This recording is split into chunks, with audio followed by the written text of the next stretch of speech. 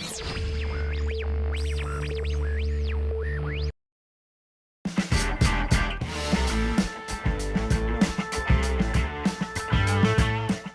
भने सूचना सञ्चार प्रविधिले फड्को मार्ने कुरा जुन छ नि त्यो अलिकति गजबले भइरहेछ कि। त्यसकारण अब हामीले पहिला इन्फोटेक यसरी गरेका थियौँ, अब त्यही ढटामा हामी इन्फोटेक गर्छौँ भन्यो भनेदेखि हामीलाई गाह्रो हुने देखिन्छ। तैपनि आजको क्राउड हेर्दाखेरि चाहिँ मैले के पनि फिल गरेको छु भने होइन, अझै पनि इन्फोटेकको चाहना चाहिँ मान्छेमा घटेको छैन है भन्ने चाहिँ एउटा सन्देश दिन्छ। त्यो एउटा कुरा छ। अर्को कुरा के छ भने पहिला इन्फोटेक गर्दाखेरि के हुन्थ्यो भने इन्टरनेट त्यति धेरै विकसित भइसकेको थिएन, अनि त्यसपछि कुनै सूचना सञ्चार प्रविधिको नयाँ कुरा चाहिँ क्यान इन्फोटेकमा आएर हेर्न मिल्छ भनेर एउटा सोच थियो भने अब अहिले के भयो भने इन्टरनेटको एकदम भाव हुनाले त्यो सूचना सञ्चार प्रविधिको कुनै नयाँ संस्करणको कुरा त यहीँ आउनु परेन नि त। त्यो भएर अलिकति भिजिटरहरू चाहिँ कम भएको हो कि भन्ने आभास चाहिँ कता कता हुन्छ, त्यो एउटा कुरा छ। र अर्को कुरा चाहिँ कस्तो छ भन्दाखेरि अब यो प्रोडक्ट सेल्स अथवा रिक्वायरमेन्ट एनालाइसिस यहाँ इन्फोटेकमा आएर गर्ने भन्दा पनि अब नयाँ सोच, आर्टिफिसियल इन्टेलिजेन्सका कुराहरू, सूचना सञ्चार प्रविधिमा के भइरहेछ त वर्ल्डमा भन्ने कुरा चाहिँ आम पब्लिकमा हामीले यहाँ देखाउन सक्यौँ भने त्यो चाहिँ बढी इफेक्टिभ हुन्छ जस्तो लाग्छ। अब त्यो हुँदाहुँदै पनि तर के भने एउटा क्यान इन्फोटेकको जुन एउटा आफ्नो एउटा पृष्ठभूमि छ त्यो चाहिँ अहिले पनि हामीले सकारात्मक पाएको छौँ र आम पब्लिकहरूले यो इभेन्टलाई मन पराइदिनु भएको छ, आइदिनु भएको छ, हेरिदिनु भएको छ, फिडब्याक दिनुभएको छ।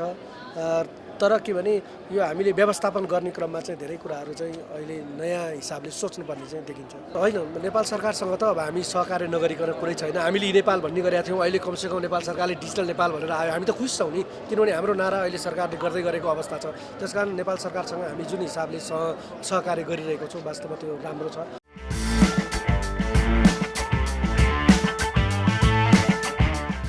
Subisu CAN Infotech in association with eSewa जुन नामाकरणको यो 25औं सङ्कर्षण चाहिँ हामीले गर्दैछौँ सुरुवात र आज चौथो दिनमा पुगेका छौँ र यो इभेन्टको मेजर एचिभमेन्ट नै भन्छु म, जुन एउटा डिजिटल ट्रान्सफर्मेसनको जुन कुरामा यो मेलाले अझ टेवा दिएको छ।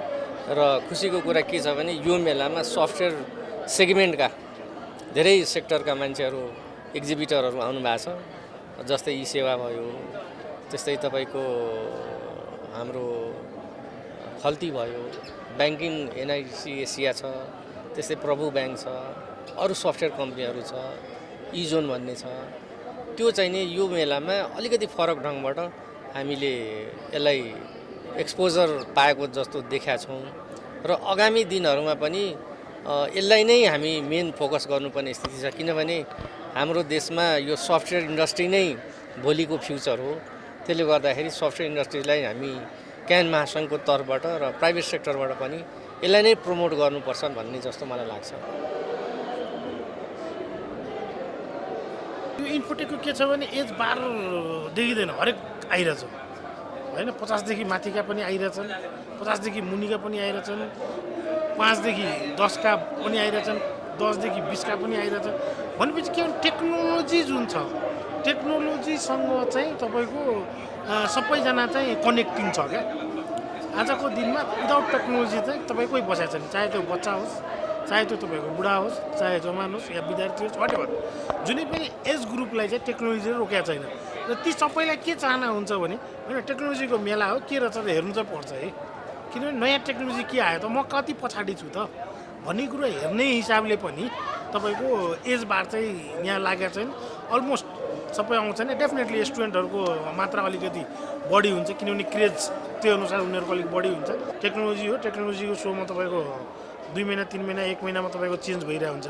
हामी वर्षै नै लगाउने यो मेलामा चाहिँ तपाईँको टेक्नोलोजी पुरै नै पुस्ता नै चेन्ज भएको छ, जेनेरेसन जुन भन्छौँ हामी त्यो नै तपाईँको चेन्ज भएर त्यसमा ती कुरामा हेर्दाखेरि एउटै लुकआउट देखिए पनि त्यसमा चाहिँ तपाईँको टेक्नोलोजी चाहिँ चेन्ज भएको हुन्छ। हामी नम्बर लागौँ हैन, हामीसँग 1 देखि 700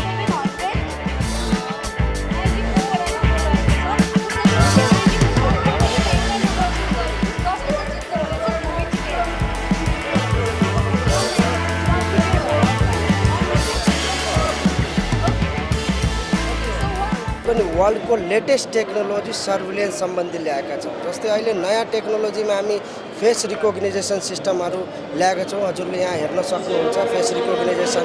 यसले एउटा क्राइम रेट कम गर्न सक्छ। विदेशमा किन क्राइम हुँदैन भन्ने कुरा टेक्नोलोजीले क्राइम गर्न दिँदैन, त्यो चिज हाम्रो यहाँ प्रेजेन्ट गरेका छौँ। यो चाहिँ बेसिकली चाहिँ ट्राफिक सिस्टममा युज हुन्छ। जस्तै मानौँ कि हामी काठमाडौँमा 200वटा क्यामेरा युज गर्यो भने हाम्रो 60% क्राइम रेट, चोरहरू जस्तै यस्ता अलिकति ब्ल्याक लिस्टेडहरू बाहिर आउन डराउँछ। किनभने जुन बाटोमा गए पनि त्यसले क्यामेराले आइडेन्टिफाई गरेर त्यो मान्छे कुन लोकेसनमा छ, इनकेस उसले मास्क लगाएर पनि बाटोमा निस्क्यो भने यो सिस्टमले उसलाई आइडेन्टिफाई गरेर देखाउन सक्छ। पुरानो वर्षहरूभन्दा यो जुन सामाजिक संरचना सूचना प्रविधिको विकास विस्तार चाहिँ फरक भएको छ। जस्तो हामीले 1995मा जुन क्यान इन्फिनिटीको परिकल्पना गरेका थियौँ त्यो र अहिलेको सिनेरियो एकदमै फरक देखिन्छ।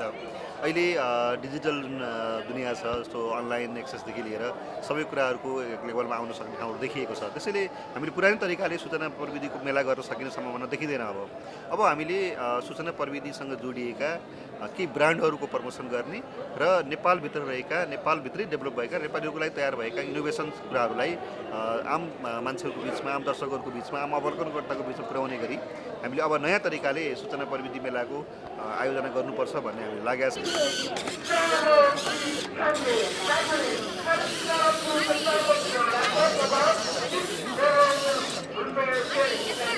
र यो गेमको मुख्य उद्देश्य भनेको चाहिँ हाम्रो science, technology, engineering, arts and म्याथमेटिक्समा युथ जेनेरेसनलाई कसरी प्रयासन क्रिएट गर्ने, उनीहरूमा कसरी यसमा चाहिँ इच्छा बढाउने भन्ने चाहिँ यो गेमको अर्को मुख्य लक्ष्य पनि थियो।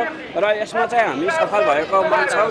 किन भन्दाखेरि हामी नेपाल जस्तो अति विकसित देशबाट हामीले भाग लिएर 30th पोजिसन आउनु भनेको पनि एउटा सामान्य चान्चुने कुरो थिएन। यो चाहिँ हामीले चाहिँ एकदम राम्रो सफलता चाहिँ मानेका छौँ। र हामीले यो क्यान इन्फोटेकमा पनि यसलाई चाहिँ हामीले हाम्रो युथ जेनेरेसनमा यसलाई देखाउनुपर्छ भनेर हामी यो स्टलमा आएका हौँ। अनि हामी यो रोबोटमा चाहिँ हाम्रो रोबोटको लागि चाहिँ यो बलहरू तपाईँहरूले जतिसुकै देखिरहनु भएको छ नि, यो ब्लू बल भनेको चाहिँ क्लिन वाटर हो, अनि त्यसपछि अरेन्ज बल भनेको चाहिँ कन्टामिनेटेड वाटर हो के। अनि यो रिभर हो, अनि रिभरमा चाहिँ यो बलहरू सबै फ्लो भएर आउँछ है। अनि हाम्रो रोबोटले चाहिँ त्यो ब्लू बल अथवा त्यो प्योर र इम्प्योर वाटर दुवै कलेक्ट गरेर लिन्छ है। त्यो बल्सहरू कलेक्ट गर्छ अनि त्यो पुलीको थ्रुबाट माथि जान्छ बिस्तारै। अनि हामीले कलर सेन्सर युज गरेको छ। त्यो कलर सेन्सरले चेन्ज गरेर ब्लू बललाई एक ठाउँमा, अरेन्ज बललाई एक ठाउँमा सेपरेट आउट गर्छ है। अनि यो कन्सेप्ट चाहिँ के भयो भने अब सेपरेट आउट भयो, क्लिन वाटर एक ठाउँमा, कन्टामिनेटेड वाटर एक ठाउँमा सेपरेट भयो। त्यसरी अब त्यो भनेको चाहिँ अब वाटर प्युरिफाई भयो कि दुवै कलेक्टेड, दुवै प्योर र इम्प्योर दुवै छ। हाम्रो रोबोटले चाहिँ प्योरलाई एक ठाउँमा, इम्प्योरलाई एक ठाउँमा कलेक्ट सेपरेट आउट गर्न हेल्प गर्यो। यसरी चाहिँ वाटर प्युरिफाई भयो भन्ने कन्सेप्टमा बनाएको एउटा गेम हो। इन्टरनेट सर्भिसेसमा चाहिँ नेपालमा पहिलोचोटि हामीले 100 MBPS को घरैसी प्रयोजनको लागि 100 MBPS को इन्टरनेट ल्याएको छौँ। त्यसमध्येमा अर्को चाहिँ हाम्रो केबल टिभीको सर्भिसेसमा चाहिँ हामीले यो केबल टिभी भनेको घर घरमा, सहरमा होस् या ग्रामीण क्षेत्रमा होस्, हरेकको घर घरमा टिभी छ होइन। अनि अर्को चाहिँ के भन्दाखेरि टिभीसँग सम्बन्धित धेरै कुराहरू चाहिँ संसारमा छन् होइन। हामीले चाहिँ एउटा के जमर्को गऱ्यौँ भने यो आर्टिफिसियल इन्टेलिजेन्स जुन भन्छ AI होइन, त्यसको चाहिँ एउटा प्रडक्ट एलेक्जा भन्ने जुन अमेजनको सर्भिसेसको एउटा प्रडक्ट छ एलेक्जा भन्ने, त्यो एलेक्जा भन्नेलाई चाहिँ जुन डिजिटल टिभी हामी हेर्दाखेरि घर घरमा जुन बक्स राखेर हेर्छौँ, त्यो बक्सभित्र नै हामीले एलेक्जालाई इन्टिग्रेट गरेर चाहिँ नेपालमा पहिलोपटक आर्टिफिसियल इन्टेलिजेन्सको प्रडक्ट चाहिँ घर घरमा, ग्रामीण क्षेत्रमा सुत्त पुर्याउने किसिमले चाहिँ हामी जमर्को गरेका छौँ। अब ई सेवा भनेको मोबाइल वालेट भइहाल्यो। जसरी अहिले साधारण व्यक्तिले पैसा चाहिँ आफ्नो पकेटमा राखेर आफूले दैनिक उपभोग्य सामानहरू चाहिँ पैसाबाटै जसरी खर्च गरिराख्नु भएको छ, अब चाहिँ मोबाइलबाटै गर्न सकिन्छ। तपाईँले ग्लोबल टेक्नोलोजी नै हेरिराख्नु भएको छ भनेदेखि सबै नै अब मोबाइलबाटै पेमेन्ट गर्न मिल्यो, मोबाइलबाटै सबै गाडीहरू बुकिङ गर्न मिल्नेदेखि लिएर सबै कुराहरू चाहिँ मोबाइलमै आइरहेको छ। त्यसले गर्दाखेरि अहिले ई सेवाले चाहिँ आफ्नो दैनिक उपभोग्य जति पनि खर्चहरू हुन्छ, युटिलिटी पेमेन्ट, मोबाइल रिचार्ज होला, इन्टरनेटको बिल पेमेन्ट, यो सबै सेवाहरू चाहिँ पेमेन्ट गर्न मिल्छ।